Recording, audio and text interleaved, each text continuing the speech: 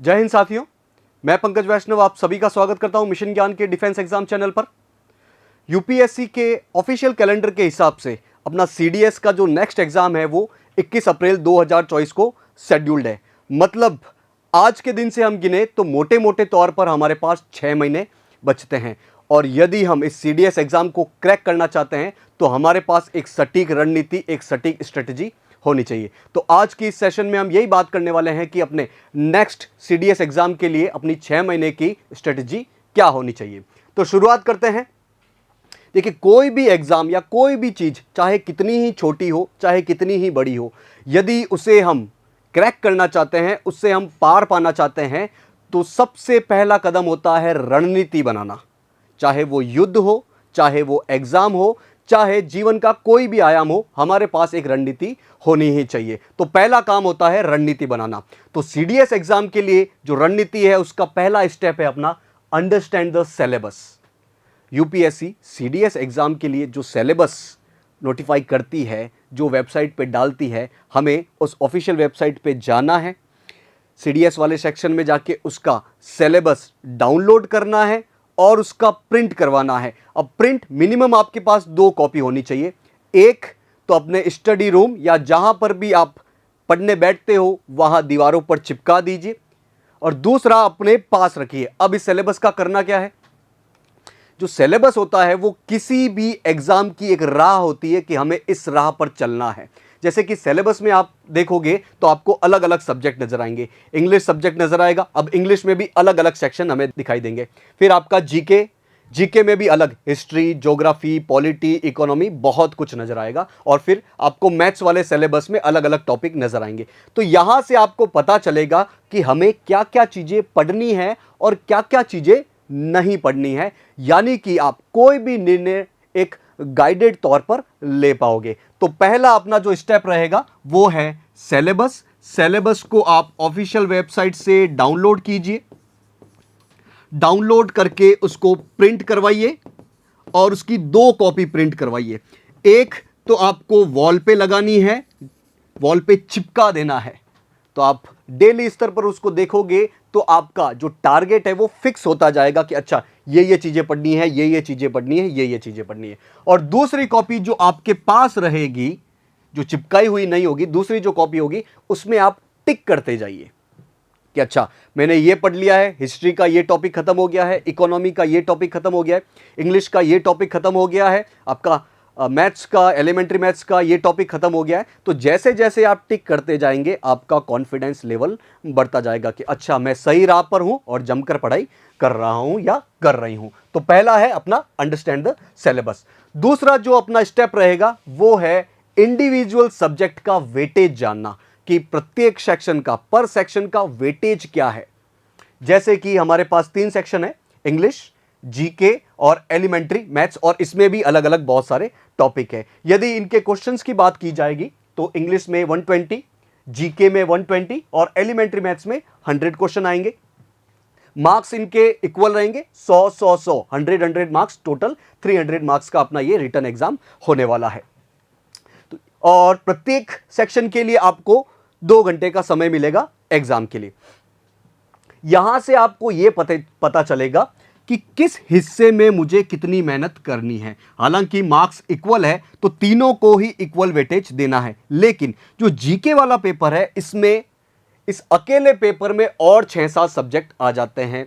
History, geography, polity, economy, science and technology, environment, agriculture का भी कुछ हिस्सा। तो हमें यह देखना है कि अपने टाइम के हिसाब से हमें इंडिविजुअल सेक्शन को कितना कितना समय देना है। तो आप इस सेक्शन के हिसाब से पता कर पाएंगे कि हमें अपनी स्ट्रेटेजी कैसे बनानी है इंडिविजुअल सब्जेक्ट को पढ़ने की। तो ये हो गई अपनी दूसरी बात। तीसरी बात जो जरूरी बात है वो है strong and weak subjects. Section देख लिए, इसके इंडिविजुअल सब्जेक्ट्स देख लिए। अब आपको पता चलेगा कि स्ट्रॉन्ग सब्जेक्ट कौन सा है मेरा और वीक सब्जेक्ट कौन सा है।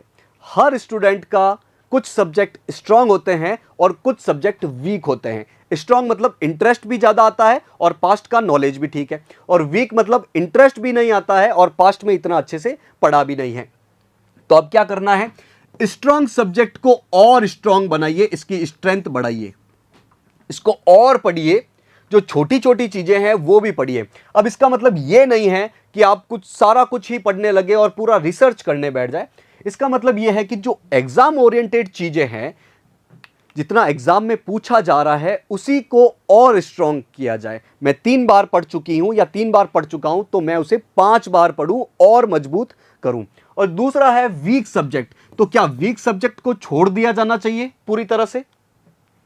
वीक सब्जेक्ट में भी, वीक सब्जेक्ट मतलब कि आपको जो वीक लगता है, तो उन सब्जेक्ट में आपको क्या करना है, उनमें भी कुछ ऐसे टॉपिक होंगे जो इजी टॉपिक होंगे जिसे आप आसानी से पढ़ लोगे। तो वीक सब्जेक्ट, आपका जो वीक सब्जेक्ट है उसमें जो आसान टॉपिक आपको लगते हैं उसे आप कंप्लीट कीजिए पहले। तो जैसे आप उसमें इजी टॉपिक को कंप्लीट करते जाएंगे, आपका इंटरेस्ट बनता जाएगा और आप मीडियम लेवल के टॉपिक भी आसानी से कंप्लीट कर पाओगे। तो स्ट्रांग को और स्ट्रांग करने से वो सेक्शन आपका 100% हो जाएगा और वीक सब्जेक्ट में आप थोड़ा ध्यान देने से आपके इसमें 50, 60, 70% चांस ऐसे बढ़ते जाएंगे। आप दूसरे स्टूडेंट से इस कॉम्पिटिटिव एग्जाम में एडवांटेजियस पोजीशन में पहुंच जाएंगे। नेक्स्ट अपना जो स्ट्रेटेजी में स्टेप रहने वाला है वो है सबसे इंपॉर्टेंट स्टेप, वो है सॉल्व पीवाईक्यू और एमसीक्यू। पीवाईक्यू मतलब प्रीवियस ईयर क्वेश्चन। सीडीएस के एग्जाम में पुराने सालों में यूपीएससी ने कैसे कैसे क्वेश्चन पूछे हैं वो पीवाई, और एमसीक्यू मतलब जो अलग अलग इंस्टीट्यूशन की तरफ से आपको वेबसाइट के माध्यम से, मिशन ज्ञान के माध्यम से जो भी आपको क्वेश्चन मिल रहे हैं उन्हें सॉल्व करना टाइमली। अब इनमें सबसे इंपॉर्टेंट है पीवाईक्यू। देखिए, एक तो होता है सिलेबस और एक होता है आपका पीवाईक्यू। ये दो चीजें किसी भी एग्जाम के लिए गाइडिंग लाइट है, ये दो उस एग्जाम का राह बताती है। सिलेबस से आपको यह पता चलेगा कि क्या क्या पूछा जाएगा। हिस्ट्री पूछा जाएगा, ज्योग्राफी पूछा जाएगा, मैथ्स पूछा जाएगा, इंग्लिश पूछा जाएगा और इनके सब टॉपिक कौन कौन से वो पूछा जाएगा। अब इसमें कितना डीप में जाना है? हिस्ट्री में क्या एक एक राजा की लड़ाई याद रखनी है? क्या हर जगह का नाम याद रखना है? क्या हर एक्ट का नाम याद रखना है? क्या मैथ्स में एकदम टफेस्ट क्वेश्चन लेने हैं या इजीएस्ट क्वेश्चन लेने हैं? वो कैसे पता चलेंगे? वो पता चलेंगे आपको पीवाईक्यू से, प्रीवियस ईयर क्वेश्चन से। तो प्रीवियस ईयर क्वेश्चन इस पूरे स्ट्रेटेजी का सबसे इंपॉर्टेंट सेक्शन है, सबसे इंपॉर्टेंट आपका पड़ाव है।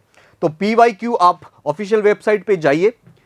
मैं कहूंगा कि मिनिमम 5 से 10 साल आप डाउनलोड कीजिए सीडीएस 1, 2 दोनों एग्जाम के, और एक एक क्वेश्चन को आप सॉल्व करते जाइए। कैसे सॉल्व करेंगे? जैसे आप पढ़ रहे हैं, ज्योग्राफी पढ़ रहे हैं या इकोनॉमी पढ़ रहे हैं, मैथ्स पढ़ रहे हैं, इंग्लिश पढ़ रहे हैं, जो भी सेक्शन पढ़ रहे हैं उससे रिलेटेड पीवाईक्यू आप देखिए। टॉपिक पढ़ा, अब उस पर बर्डन नहीं लेना है कि मुझे याद हुआ कि नहीं हुआ। टॉपिक पढ़ लिया, एक बार समझ लिया है, अब आप पीवाईक्यू पे जाइए उससे रिलेटेड।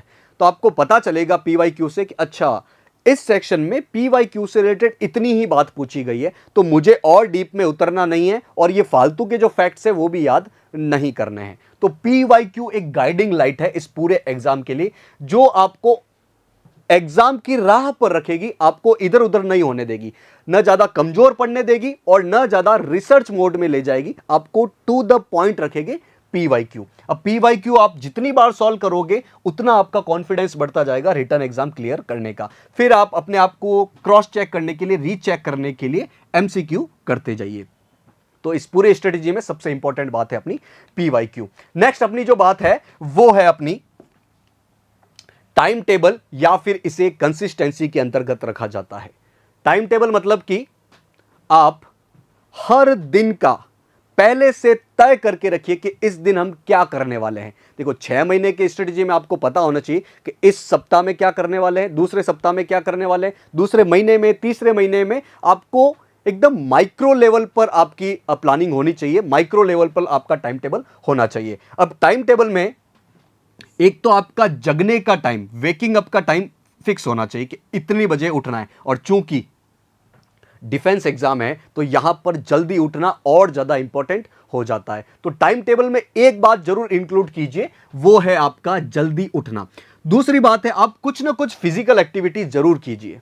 फिजिकल एक्टिविटी में एक्सरसाइज हो सकता है, आपका फेवरेट स्पोर्ट्स हो सकता है, योगा हो सकता है, कुछ भी हो सकता है। आप डेली स्तर पर अपनी फिजिकल एक्टिविटी इंक्लूड कीजिए। इससे दो बातें होंगी, एक तो आप अपने एसएसबी वाली चीज के लिए तैयार हो रहे होंगे। और दूसरा, अगर आपका फिजिकल अच्छा रहेगा तो मेंटल भी अच्छा होगा, और मेंटल अच्छा होगा इस एग्जाम के लिए आपका फोकस बना रहेगा, आप कम समय में ज्यादा चीजें कर पाएंगे। तो दो फायदे होंगे। अब टाइम टेबल कैसे बनाना है? क्या मैं आवर्स के हिसाब से बनाऊं कि मैं 9 से 10 हिस्ट्री पढ़ूंगी या 11 से 12 ज्योग्राफी पढ़ूंगा? ऐसे नहीं बनाना है आपको, आपको सेक्शन वाइज बनाना है। जैसे कि ज्योग्राफी में आ गया कि आज मुझे physical feature of India complete करना है।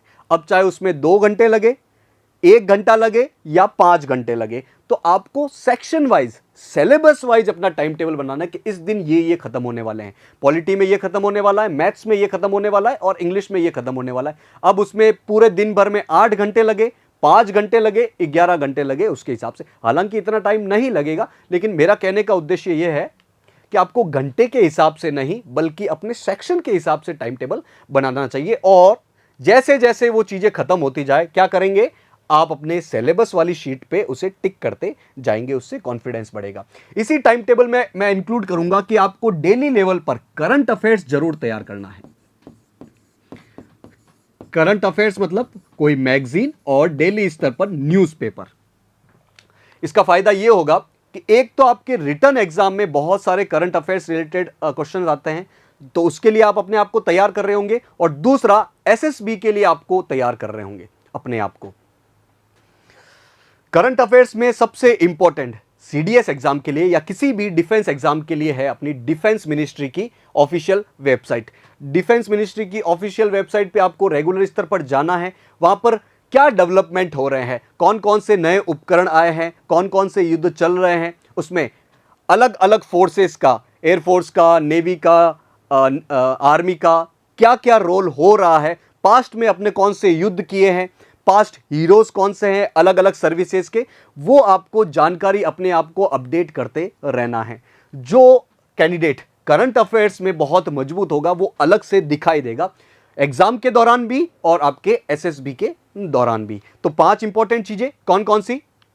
सिलेबस डाउनलोड कीजिए, प्रिंट कीजिए और उसे चिपका दीजिए, एक अपने पास रखिए। जैसे जैसे टॉपिक होता जाए उसे आप टिक करते रहिए।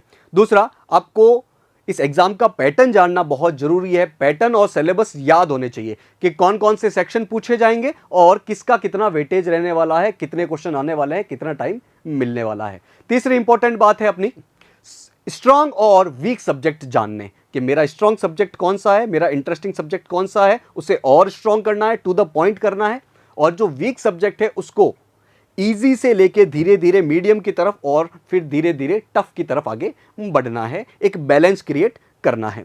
चौथा और सबसे इंपॉर्टेंट पॉइंट आपका पीवाईक्यू और एमसीक्यू। इसमें भी पीवाईक्यू सबसे इंपॉर्टेंट है।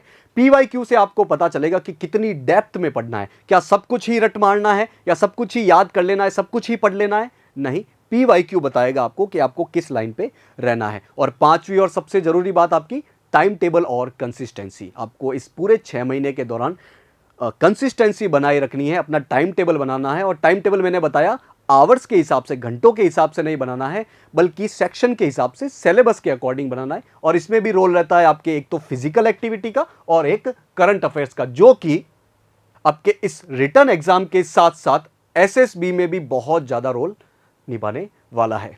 तो आप इन बेसिक पॉइंट्स पे अपनी एक मजबूत रणनीति बनाइए, स्ट्रेटेजी बनाइए और उस पर कंसिस्टेंटली बने रहिए।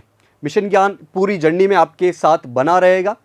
सीडीएस एग्जाम के लिए मिशन ज्ञान की तरफ से आपको अग्रिम शुभकामनाएं हैं। मिशन ज्ञान के डिफेंस एग्जाम चैनल से जुड़ने के लिए आप सभी का बहुत बहुत धन्यवाद। जय हिंद।